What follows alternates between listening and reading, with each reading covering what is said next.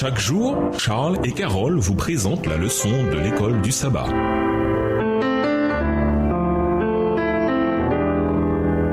Bienvenue à notre émission. Dieu nous parle. Nous voilà à la leçon de vendredi. Pour aller plus loin, nous vous invitons à lire Actes le chapitre 7 et Hébreux le chapitre 11. D'après le Nouveau Testament, quel est l'objectif suprême de la manière souveraine dont Dieu a dirigé son peuple dans l'histoire? Les psaumes historiques sont un témoin marquant de la fidélité de Dieu envers son peuple. Chaque événement de l'histoire du peuple de Dieu était une étape providentielle vers la réalisation de la promesse divine de donner au monde un sauveur, en la personne de Jésus de Nazareth. Même les épreuves qui ont souvent dérouté le peuple de Dieu et leur ont fait penser que Dieu les avait abandonnés étaient sous le contrôle souverain de Dieu et faisaient partie de sa providence, car Dieu est le Seigneur suprême de l'histoire. Le psalmiste exprime une vérité de manière habile. Même la déloyauté du peuple ne peut empêcher Dieu de continuer à avoir foi en son peuple et de tenir ses promesses. Pourtant, les individus et les groupes qui refusèrent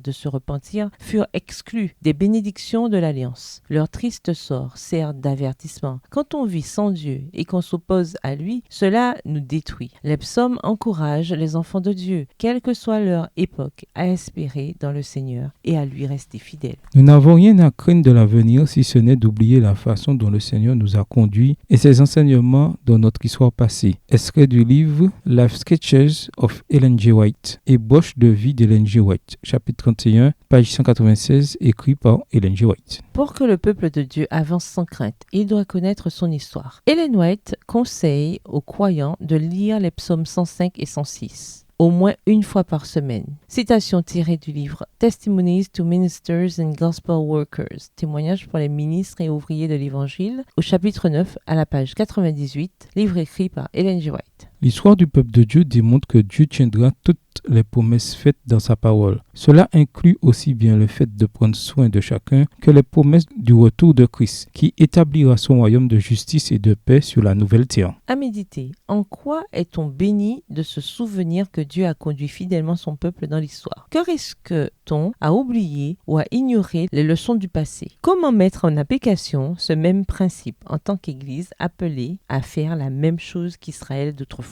Comment les psaumes nous encouragent-ils à reconnaître la providence de Dieu dans notre vie et à exercer une foi patiente dans les voies souveraines de Dieu, même quand nous ne comprenons pas pourquoi certaines choses arrivent? Comment donner à l'étude de l'histoire du peuple de Dieu davantage d'importance dans nos cultes personnels et collectifs? Comment être plus volontaire quand nous parlons à nos enfants de cette histoire plus récente? Au revoir. Et à demain si Dieu veut. Dieu nous parle. Chaque jour, Charles et Carole vous présentent la leçon de l'école du sabbat.